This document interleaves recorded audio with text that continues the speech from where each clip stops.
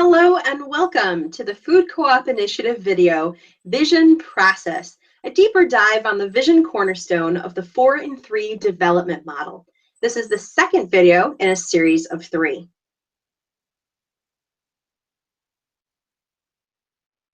A little bit about Food Co-op Initiative and what we do. We are currently, as a small nonprofit, nationally serving over 120 communities from Sitka, Alaska to Boston, Massachusetts that are working to start their own food co-ops in their communities. We have helped over 80 communities actually open the doors to their co-ops in our 10 years of existence.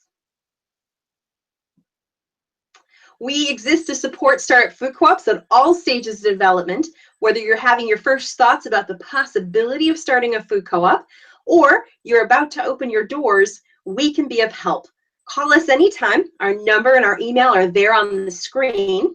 And think about signing up for our mailing list and take a look at our extensive resources. You can find both at our website, www.foodcoopinitiative.coop. All of our resources on our website are free. We want to take a moment to thank our sponsors, the USDA, the National Cooperative Bank, National Cooperative Grocers, the Cooperative Fund of New England, and dozens of mature food co-ops all over the US. They make this video and all the work we do nationally to support startup food co-ops possible. Thank you. So let's get on to our topic for today. I'm Jacqueline Hanna, the Assistant Director at Food Co-op Initiative, and I'll be leading you through our second video on vision. This is the vision process, getting the community input you need to build a vital vision.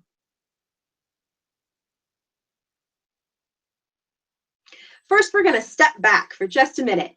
Make sure before you dive into these videos that you know what the 4-in-3 model is. It's a development model created by best practices that we have built from working with startup food co-ops for a decade that will help you with the steps of opening your co-op. We have 2 video introductions to the 4-in-3 model that are available to you for free. You can find them on YouTube, 4 Cornerstones in 3 Stages, Part 1 and Part 2. To the left of your screen, you see the model. This is a visual representation of the 4-in-3 model. We'll be focusing today in that upper left corner on one of the 4 cornerstones, vision.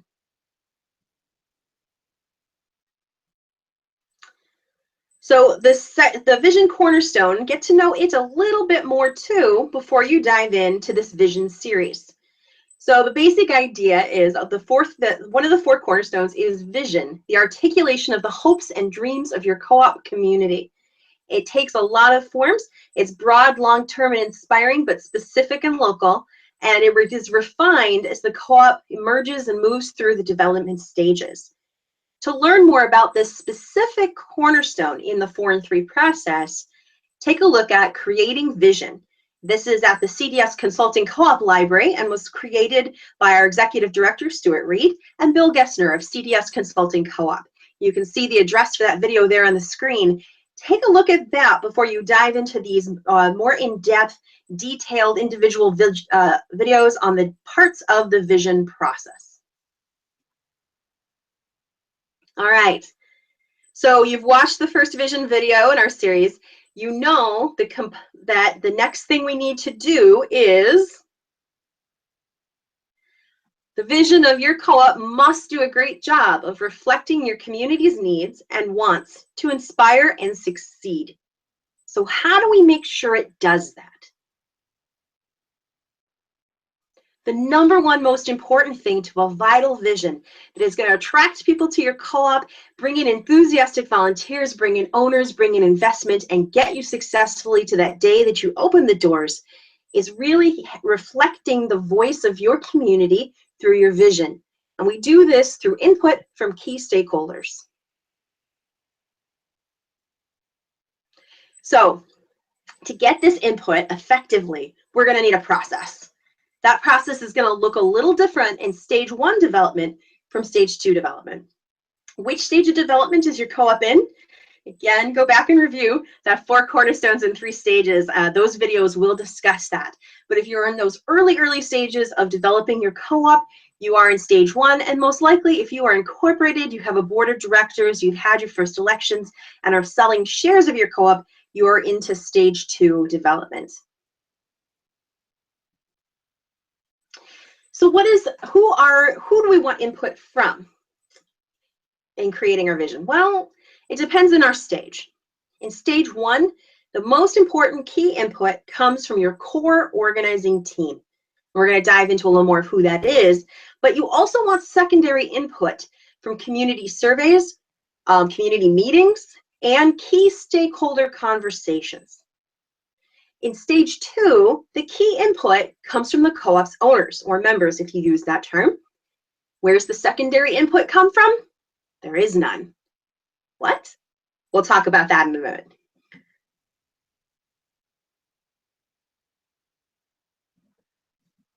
So in stage 1, the key input comes from the core organizing team. The core organizing team can be comprised of your steering committee or appointed board, depending which part of stage 1 you're in. Your core volunteers, people who consistently volunteer, show up at meetings, who have been very invested in the co-op so far, and committee members. If you have subcommittees of your steering committee or appointed board who are not on the steering committee or board, but again are involved in a significant way in the development of the co-op, they are part of your core organizing team. The core organizing team will also collect input from key stakeholder conversations, a community survey, and community meetings. You want to do these things before you go through a vision process.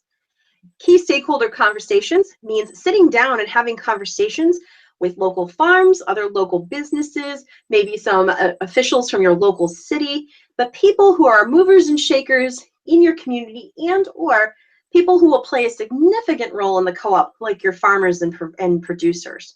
You don't have to talk to every single one of them, but the idea is to sit down and over coffee and spend a little time getting their thoughts on the role the co-op could play in the community, what the co-op might look like and how it could serve and how it could integrate into the community to help farms, to help the economy, and what they hope it might accomplish.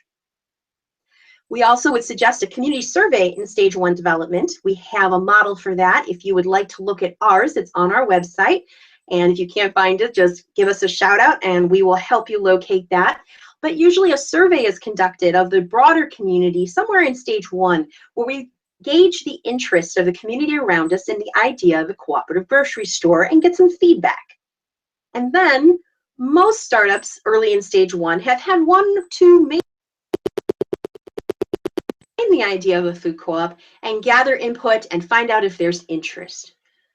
All of these, the key stakeholder conversation, the community survey, and community meeting or meetings will be used to gather information that the core organizing team will use in the vision process. So who sets the vision in stage 1? The steering committee or appointed board with the core organizing team's input. How is this tested? How do we know if the vision actually represents all of those secondary stakeholders and input and all that secondary input and what the community really wants and will connect with? Well, we find out through selling ownership shares. Can this vision attract owners, volunteers, and enthusiasm? That's the test. In stage 2, who we gather input from and who builds the vision is a little different. We gather the input from the co-op's owners, and only the co-op's owners. Why? Well, in stage 1, your organizing team has already taken input from the broader community and developed a vision that gives kind of a reflection of that broader community's input, concerns, ideas, and hopes. But by stage 2, you have a democratically elected board and hopefully hundreds of owners, and the co-op is owned by them and exists to serve them and their vision. So we take that original vision and we get input from our co-op owners in stage 2 to revise, to test, and to freshen up that vision and make sure that it really reflects what the people who are being attracted to and investing in our co-op care about, that it's exciting and that it speaks to them. Of course, we want the input of farmer producers, local business owners, and co-op community organizations on our vision, but they hopefully at this point, the ones who really care about the co-op, have joined the co-op and get to participate as co-op owners. So what can the process look like? Well, first off, let's talk about voices. In the first, we gather the voices. We get input from those who will not be at the Vision Input event. Second, we share those voices. At the Vision Input session itself, we read and represent those voices that are not actually present in the room, but are significant parts of the input process. So in stage one, again, those key conversations you've had, those community meeting voices, and in stage two, owners who actually can't be at the event. And then third, we can join those voices together. Through a vision activity, you'll have those present represent the non-present voices alongside their own voices. So in gathering the voices, I want to first speak for just a moment about why this is important. Why gather the voices? Again, we want to represent everyone in our community as broadly as possible and have those voices involved. So this call reflects their vision in a way that is scintillating and exciting to a broad swath of those we hope to serve. So we want to get those voices present. The other reason, though, is that we're a cooperative. A cooperative is about people having a voice.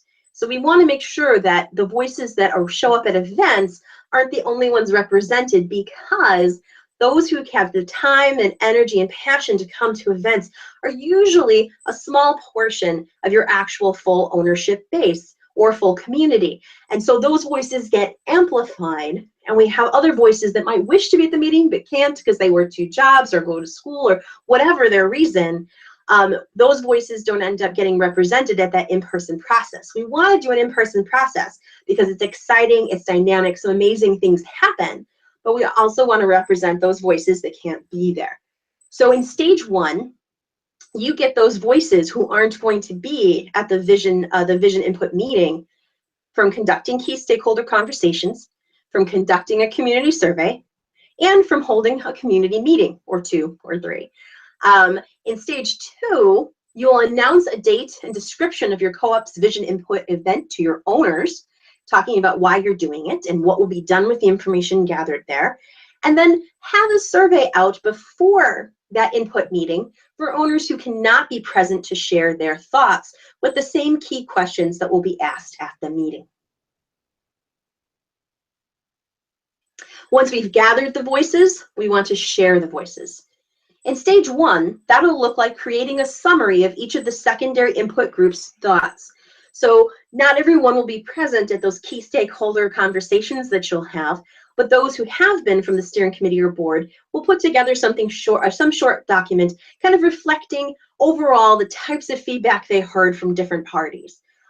You will also look at the results of the survey and maybe put together the community survey and put together just a short synopsis of the results that might have an impact on the mission. And again, if you've had a community meeting, same thing, a short synopsis of input that was gathered from those meetings.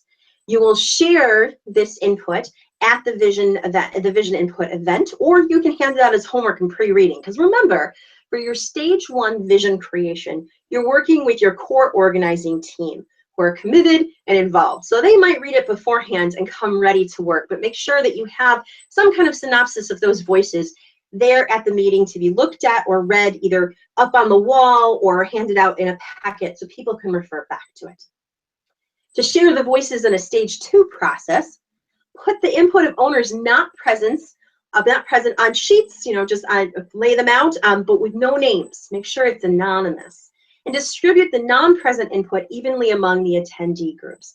So we'll talk about attendee groups in the stage 2 process, but the idea is not for every owner to have read the input of every owner who's not there, but they'll actually get a portion of that feedback from those who are not there that they're going to be aware of and integrate into the feedback process.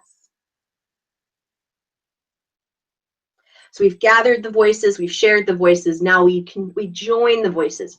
In both stage 1 and 2, the vision input process participants are charged to keep in mind the secondary input voices throughout the visioning activities. Toward the end of the vision input session, you will ask participants to once again briefly review the input from those other stakeholders who aren't present and make sure that it is represented in the results of the input session.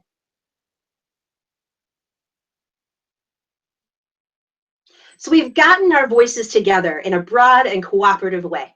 So now running the process of the actual visioning input event.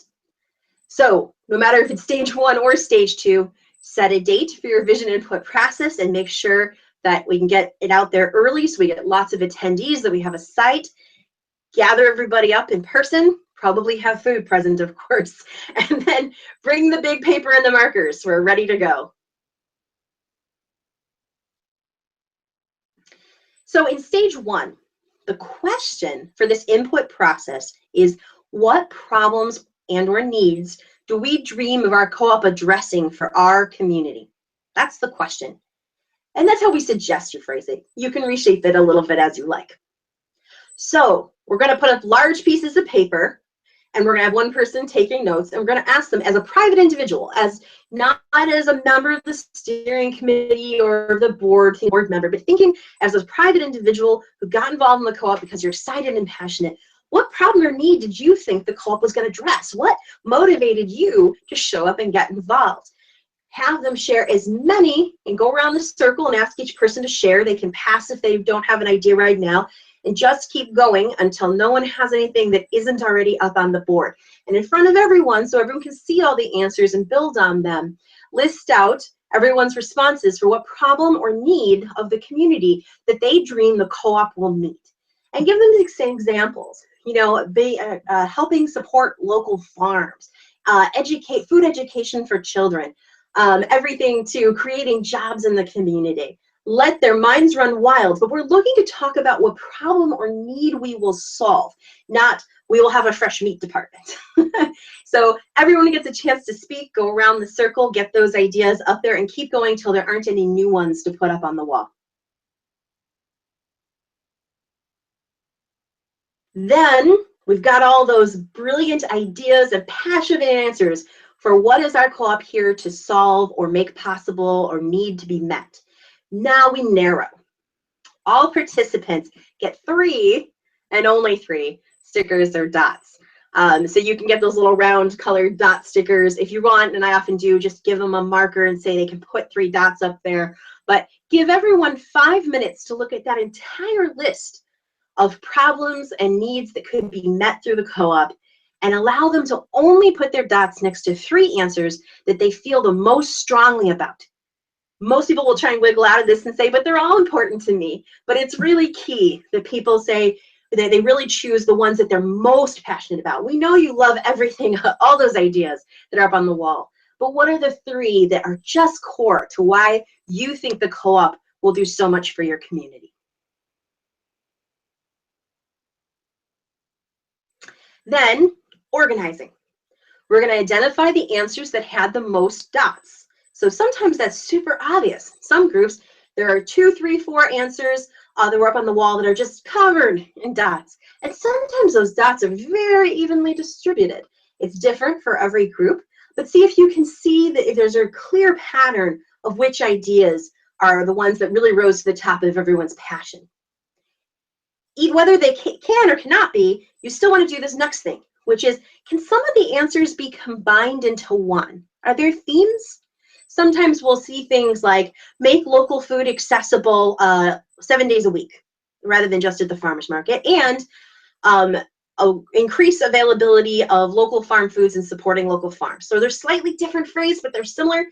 Combine those ideas. So draw little connecting lines as a group, look at all the answers up there, say which of these are similar, and then recount the dots and see if you've got some constellations of passion and excitement among those ideas.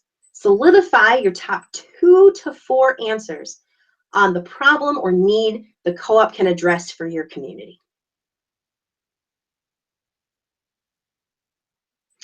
Now, real quick, remember that secondary input.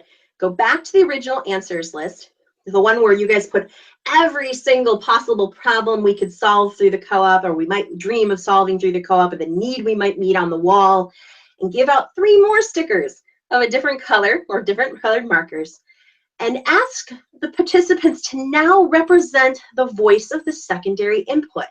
This is where they might want to review the notes from your key stakeholders meetings, take a quick look at some of the input from the community survey, and then do the exercise again. Tell them now you're wearing your hat of community input. And take those 3 stickers from what you've read, from what you've heard, and it doesn't have to be a scientific study of every note that was from those input sessions, but it can be just from what you've heard, from the information here. What do you think are the 3 most important things on this list of problems we could solve to the broader community? And put those stickers up there. Are there different patterns now?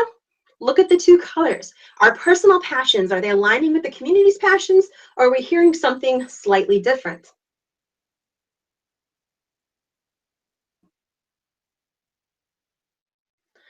So we're going to take all this input and these great conversations we just had, and we're going to process it into vision. How do we do this? Not as one giant group in a room. Trust me, you've already probably spent an hour and a half together sharing your ideas, boiling them down, thinking about the community inputs, boiling down their ideas. Now you've got all this great raw input. You're going to select a subcommittee, this could be 1 to 3 people, to boil down the input gathered on that day, and the input day, into a draft mission and core values. Wait, what are mission and core values again? Go back to my first video, the one before this in the vision series, and look at components of vision, where I clearly outline what the mission is versus the core values. From the type of input you got about problems that the co-op can solve, you should be able to easily draft a mission, because that's really the question of the mission, and probably draft out the core values, how you're going to accomplish those things, what form people would like that to take from that information. Set a date for this to be brought back to the steering committee or board and to be discussed and finalized. So this stage 1 process is really done all internally by that core organizing team. Why? Because at this point, you don't have a broad ownership base to be representing. You don't have their voices there yet. You may have a few owners. You might be up to maybe even 100 when you do this, or you might have no owners yet. All you have are the core passionate people who are going to move forward this process and the conversations they've had with the community. You are the ones setting the vision, hopefully one that really represents the community well, but it's also your specific passions that's going to attract more and more owners into the co-op. So we're ready for that second visioning process in stage 2. So in stage 2, a lot of things stay the same. So why are we revisiting vision? Remember, in stage 1, we're setting a vision, a mission, and core values so we can talk about what the co-op is going to do for the community clearly and succinctly, and hopefully in a way that really excites the community and attracts them to volunteer, buy an ownership share in your co-op, and get involved. But by the time you get well into stage 2, this usually happens in late stage 2A, occasionally all the way into stage 2B, you are up to hundreds of owners, 400 owners, 500 owners, and you realize that you need to kind of recheck vision. Is our vision still resonating with our owners and the broader community? There's now hundreds of more people involved from your community in a very direct way. So we go back and we recheck the vision with our owners. You may find it completely affirms what you already had. This vision process is like, we already had it. But then you know that it's affirmed and the owners are excited once again about the vision. Or you may find, and usually this is the case, that it needs to shift a bit. Your owners were attracted maybe to 2/3 of what you outlined in the core values and mission, and weren't so much into 1/3 of it that you core organizers were, but they've also added another component. We've seen groups that were like, we really want to be a co-op that provides food education and models sustainability to the community and supports local farms. Well, it turns out the education piece and the local farms really excited people. The board didn't know that though, but that's why everyone was pouring in as owners.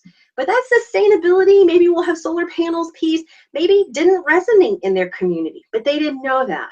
So we go back and we vision with the owners, we find out, yeah, they like that, but they're not on fire about that.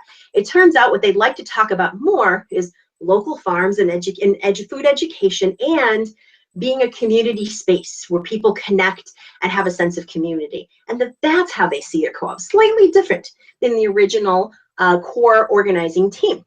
This is a great thing to find out because you can retool your vision, your core values, and your mission to speak even better to your community and attract more owners and actually re-energize a co-op effort.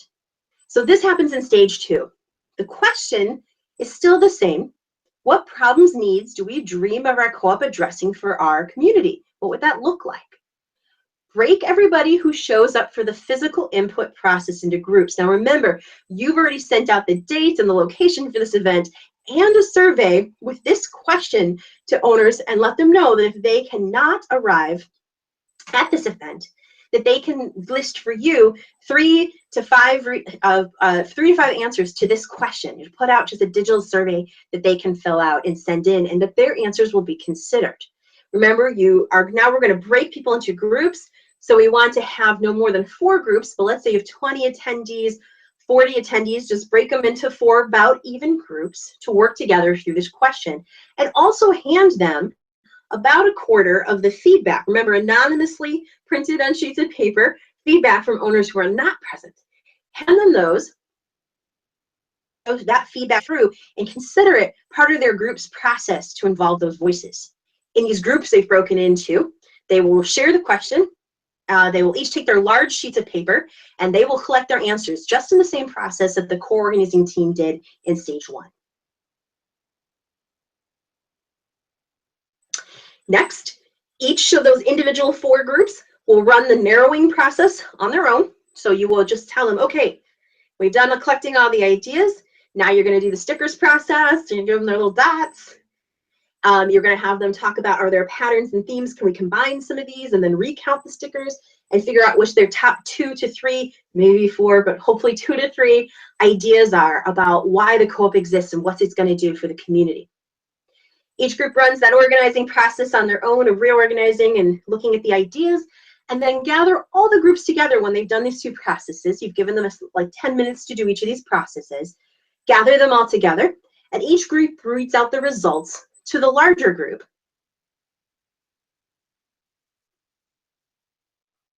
To wrap it up, you'll review the not present voices again. Remember, they all have their sheets of the owners who weren't there and their input. Did those things get captured in the results? Now, our goal isn't to capture every idea.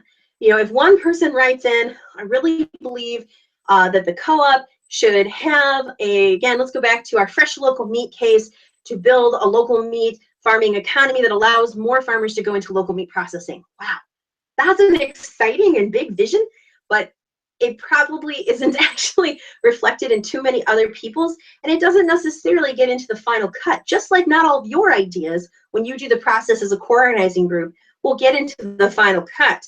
But are the majority of the ideas and visions that were represented from that owner input that was given ahead of time in the survey, is it reflected? Did we miss anything? Just take a look together as a large group. And then compare the 4 groups' final core ideas. Are there themes between the groups? Similar answers that you guys came to? What are the big takeaways? Is there one that really stands out that no one else came up with, but everyone thinks sounds very exciting? Or do you see the lines of attachment through all the ideas and it's starting to coalesce into something that could make a mission and vision in a clear, concise way? To wrap up, this input that was built by your owners, present and not present, is entrusted to the democratically elected board to use as the basis of crafting a mission and core values and reviewing your current ones. So you may first just review your current mission and core values based on the input. Hold them together and see, are there really passionate things in this input that aren't reflected in the mission and core values? Or is all of it reflected, but maybe in slightly different language? Or do we just need to tweak the language of our current mission and core values to reflect that? Or have we actually seen a whole piece of the core values or mission from stage 1 leave and not be part of really the owner's vision, and or a new piece that really is passionately reflected in the owner's input that needs to be added? The board will commit to a date or month, doesn't have to be exact date, that they will have a final version out to the owners of what they've come up with. They've reviewed the mission and core values with your input. We have changed it in these ways. And a little bit of information to them about the input process. Remember, keep reflecting back to them how important their voices are and the cooperative process. We gathered owner voices this way. We used and we heard this from your input. We integrated it here, here, and here in your core mission, your core values and mission. So that is about the input process. Now, of course, you've got all this raw data, and we need to take the input and actually write it into a vision. I was going to jump directly to putting your vision to work as our next video, but as I was formulating this information for this video, I shared it with a couple startups, and they said, we really need a piece on how to take that input and turn it actually into that mission, core values, and vision. So I'm going to do a short piece on that. We're going to visit how do you take all this great community input and turn that's so raw and turn it into an actual concise vision. We're going to have that video out November 11th. And then so that's the one I've added. That's actually the 4th vision video. And then the last one is going to be putting your vision to work. Once you've got this great mission, core values, and vision that really reflects the passion of your community, what do you do with it? Does it just sit on your website? That's not what we want it to happen. It can actually be the rocket fuel that really pushes forward your co-op's development if you know how to put it to work. So we're going to visit that, and that video will be out December 2nd. I want to thank you all for watching again. My name is Jacqueline Hanna. I am the Assistant Director at Food Co-op Initiative. We love questions. If this material has brought up any questions for you or anything we can help with, please contact us. We've got our phone number there on the screen, or info@fci.coop. That's info@fci.coop. Thanks so much for watching.